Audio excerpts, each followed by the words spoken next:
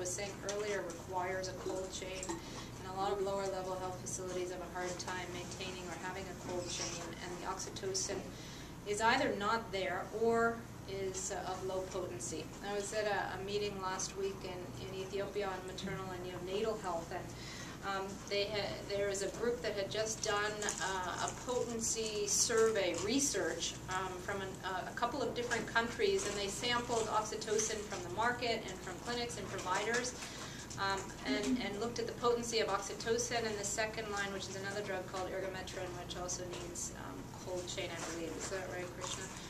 And they found among this sample that 0% of the ergometrin that they had sampled had the appropriate potency, and only 25% of the samples of oxytocin have the correct potency. So it's a big problem, the aspect of the cold chain, in having this drug available. In addition, it can only be really administered at a facility because it has to be through an IV. Is that right, Krishna? So you've got the problem that you can only be in a facility and having the potency of the drug. So this solution, which is becoming more and more widely used and researched and proven, is to use misoprostol as an alternative to oxytocin. Right now, WHO is recommending it only as a third line. That means that there's no oxytocin, there's no ergometrin, and then you can use misoprostol, because I guess it's not quite as clinically effective as oxytocin. The advantages of misoprostol over oxytocin is that it is very effective, it's cheap, it's very safe to administer, it's in tablet form that doesn't require a cold chain, and it can be self-administered. And there's lots of research going on to supply the drug through various mechanisms so it can reach even the community level, and that's where PSI is starting to work.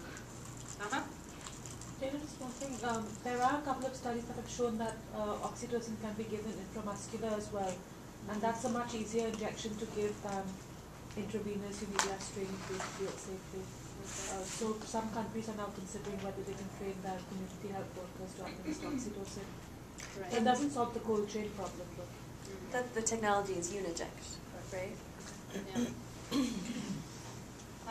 PSI is currently working with postpartum hemorrhage projects in Somaliland, Zambia.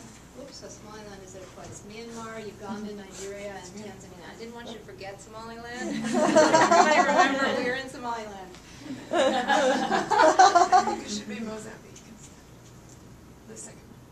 The second Somaliland was Yeah. Tanzania. So we procure, this is just one example of where we procure from. Most of our countries are procuring from an Egyptian manufacturer that's certified by WHO for quality, and their brand name is called Mesotac. And there are four mechanisms or models of distribution that are being tried in a lot of countries, and PSI is implementing in the various countries, I think, all of these. And there's a lot of controversy, or has been a lot of controversy, around distributing misoprostol for various reasons. One is that it can be used for abortion, and a lot of countries have very restrictive abortion laws, and they're afraid that the misoprostol will go out there for postpartum hemorrhage and be used off, we call off-label, but they would calling it misuse for purposes of abortion, and a lot of people want to control the distribution of it, so that it's not misused for abortion.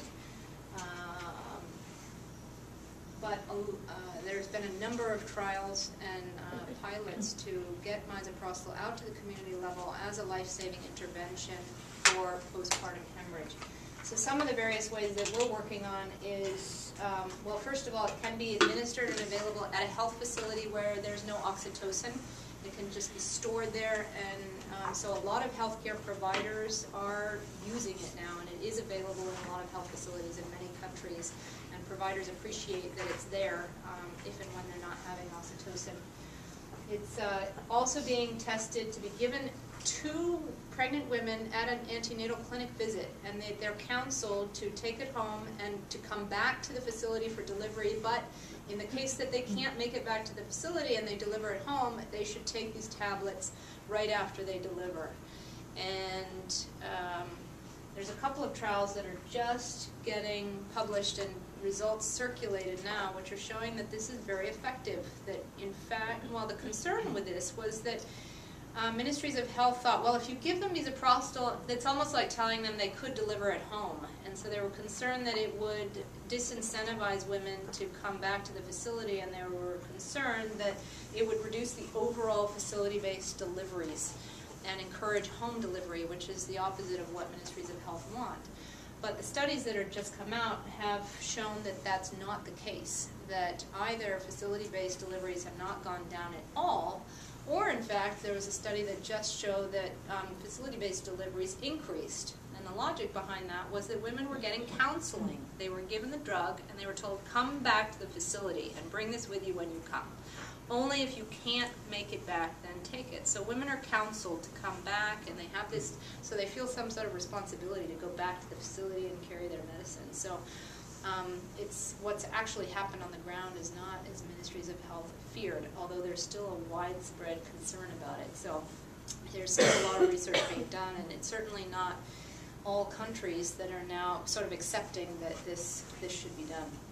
The third mechanism is to train community health workers at the community level to have misoprostol and hold it, and when they find women that are pregnant in their community, they do the counseling and either give the drug to the women before they deliver, or they're present at the birth and they can administer the misoprostol at the birth.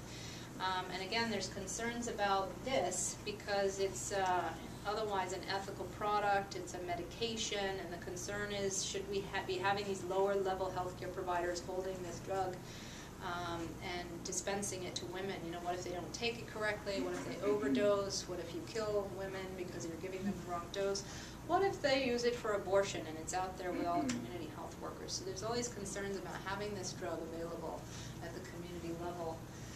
But again, PSI in Uganda is piloting a trial that's getting researched in conjunction with the Makerere University, where one of the arms is to train the community health workers and assess whether it can be dispensed safely, whether it's acceptable, whether women are taking it properly. And there have been other studies that are out